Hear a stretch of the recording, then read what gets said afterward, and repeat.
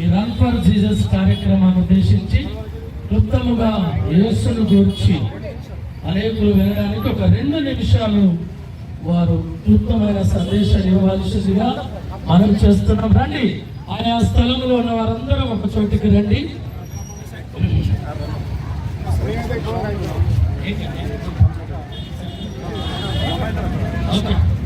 ఇట్రండి ఇట్రండి, అందరు ఇట్రండి, ఇటువైపు రండి.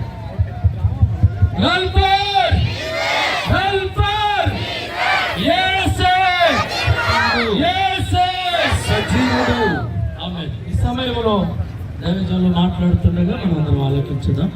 దేవుని పరిశుద్ధ నామమునకు మహిమ కలుగును గాక. ఒకసారి బిగ్గరగా మనం గట్టిగా చప్పట్లు కొడదాం. ఎందుకంటే లోక పాపముల కొరకై 2020 సంవత్సరాల క్రితం మన ప్రభు అయిన యేసుక్రీస్తు ఈ లోకానికి దిగి వచ్చి మానవ పాప పరిహారార్థమై సిలువలో బలైపోయాడు. ఈరోజు చాలా మంది అనుకుంటున్నారు యేసు ప్రభు సిలువలో ఉండి తన్ను తాను రక్షించుకోలేకపోయాడు, మనల్ని రక్షిస్తాడు అని. వాస్తవానికి చెప్పాలంటే ఏ వేదమైనా ఏ మత గ్రంథమైనా పాప విమోచన క్రయధనం చెల్లించాలి. అంటే ఒక మనిషి పాపంలో నుండి విడుదల పొందాలంటే విమోచించువాడు ఒకడు రావాలి. ఆ విమోచించువాడు ఎక్కడి నుండి రావాలి అంటే పరమందు నుండి రావాలి. పరమందున్న దేవుడు ఈ భూమి మీద ఉన్న మానవాళి కొరకు రక్తం చిందించాలి. అయితే అధర్మణ వేదాలవే చెబుతున్నాయి, పాపం పరిహారం రక్త బలి అవశ్యం, తద్రక్తం పరమాత్మ అనే పుణ్యదాన బలియాగం అని చెబుతా ఉన్నాయి. అంటే ఈ లోకంలో ఉన్న ప్రతి మనిషి పాపముల నుండి విడుదల పొందాలి అంటే ఆ పాపము నుండి విడిపించేటువంటి దేవుడు ఒకడు రావాలి. ఆయన ఎలాంటి వాడై ఉండాలంటే నరరూపిగా వచ్చి మన కొరకు ప్రాణం పెట్టి రక్తము కార్చువాడై ఉండాలి.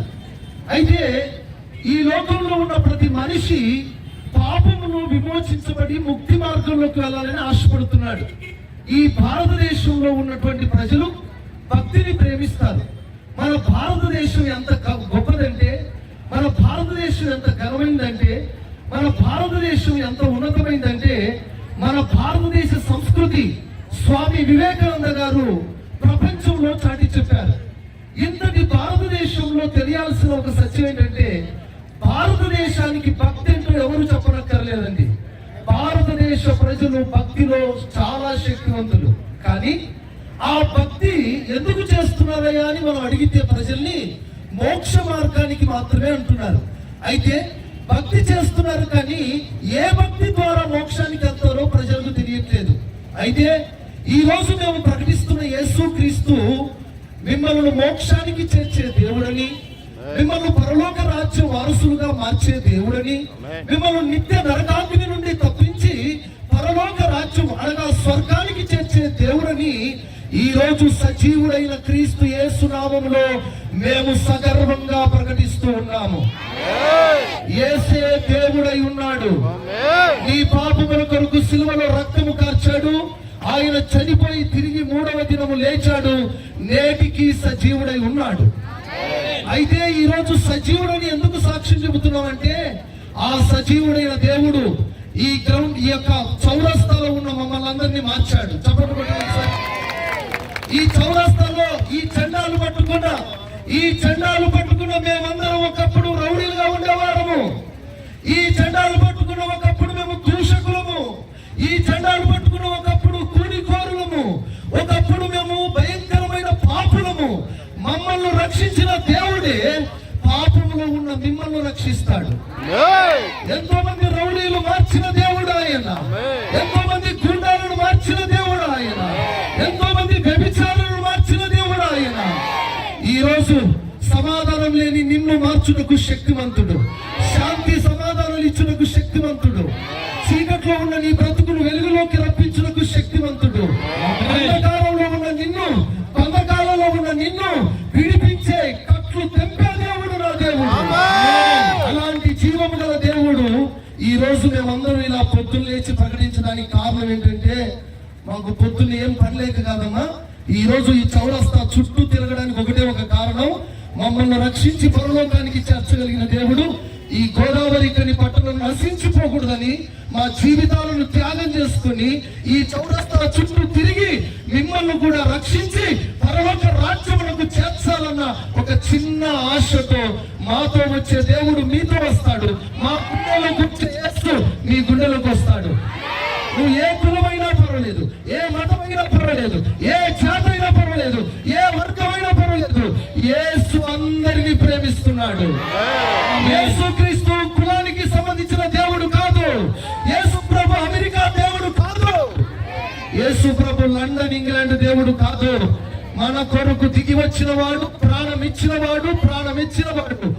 ఆయన మన కొరకు సృష్టించిన వాడు, నీకు నాకు రూపం ఇచ్చినటువంటి వాడు. ఆయనే నిజమైన దేవుడు, యేసు క్రీస్తు. కనుక ఈ యొక్క సమయంలో యేసు క్రీస్తుని అంగీకరించి మనమందరం నిత్య మార్గంలో జీవించాలని ఆశపడదాం.